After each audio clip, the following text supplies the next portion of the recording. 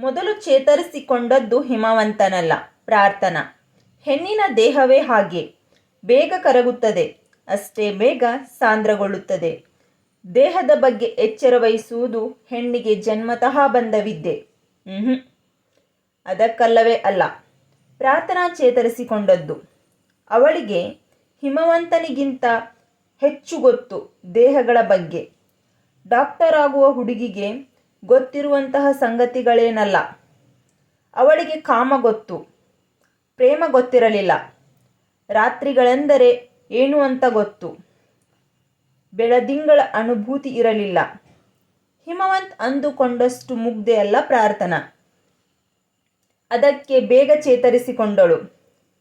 ಟೆರಸ್ಸಿನ ಮೇಲಕ್ಕೆ ಹತ್ತಿ ನಿಂತ ಕ್ಷಣದಲ್ಲೇ ಅಪ್ರಯತ್ನಪೂರ್ವಕವಾಗಿ ಒಂದಕ್ಕೊಂದು ತಾಕಿ ನಿಂತು ಸ್ಥಿರಗೊಂಡು ಬಿಟ್ಟ ದೇಹಗಳ ಪೈಕಿ ಮೊದಲು ಕದಲಿ ಬೇರೆಯಾದದ್ದೇ ಪ್ರಾರ್ಥನಾಳ ದೇಹ.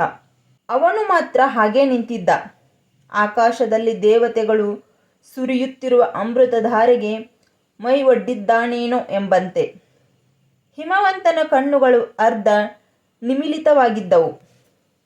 ಅವುಗಳಲ್ಲಿ ಆವೇಶವಿರಲಿಲ್ಲ, ಆಲೋಚನೆಯಿತ್ತು.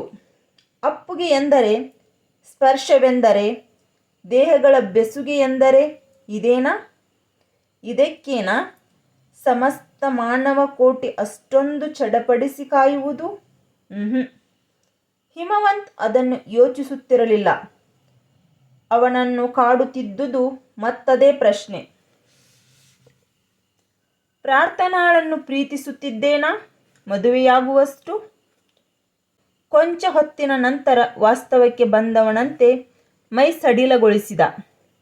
ಅಣತಿ ದೂರದಲ್ಲಿ ನಿಂತ ಪ್ರಾರ್ಥನಾಳ ಕಣ್ಣುಗಳನ್ನೇ ದಿಟ್ಟಿಸಿ ನೋಡಿದ. ಈಗಷ್ಟೇ ತಾನು ಮುಟ್ಟಿದ ಹುಡುಗಿ ಧಗೆಯಾರಲೆಂಬಂತೆ ಬೆಳದಿಂಗಳಿಗೆ ತೊಯ್ಯುತ್ತಿದ್ದಾಳೆ. ಕಣ್ಣುಗಳಲ್ಲಿ ಆಗಷ್ಟೇ ನಡೆದು ಹೋದ ಅನಿರೀಕ್ಷಿತವಾದುದಕ್ಕೆ ಪಶ್ಚಾತ್ತಾಪವಿಲ್ಲ, ಪುಟ್ಟದೊಂದು ಸಂತೃಪ್ತಿ ಇದೆ.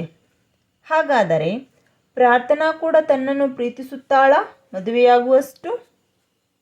ಸಾಮಾನ್ಯವಾಗಿ ಆ ವಯಸ್ಸಿನ ಹುಡುಗಿಯನ್ನು ಶಾಶ್ವತವಾಗಿ ಅವಳ ಮನೆಯಿಂದ ಓಡಿಸಿಕೊಂಡು ಬಂದು ಬಿಡುವ ಮುನ್ನ ರಾತ್ರಿ ಎಂಥ ಹುಡುಗನೂ ಈ ಎರಡು ಪ್ರಶ್ನೆಗಳನ್ನು ಕೇಳಿಯೇ ಇರುತ್ತಾನೆ.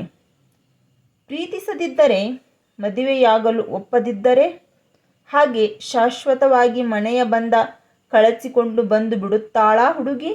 ಗೊತ್ತಿಲ್ಲ. ತಾನು ಮಾತ್ರ ಯಾವ ಪ್ರಶ್ನೆಯನ್ನೂ ಕೇಳಿರಲಿಲ್ಲ, ಇವತ್ತಿನ ಈ ತನಕ ಕೇಳಿಲ್ಲ. ತನ್ನ ಪ್ರಶ್ನೆಗಳೇ ತನ್ನಲ್ಲಿನ್ನೂ ಬಗೆಹರಿದು ಮೂರ್ತರೂಪ ಪಡೆದಿಲ್ಲ.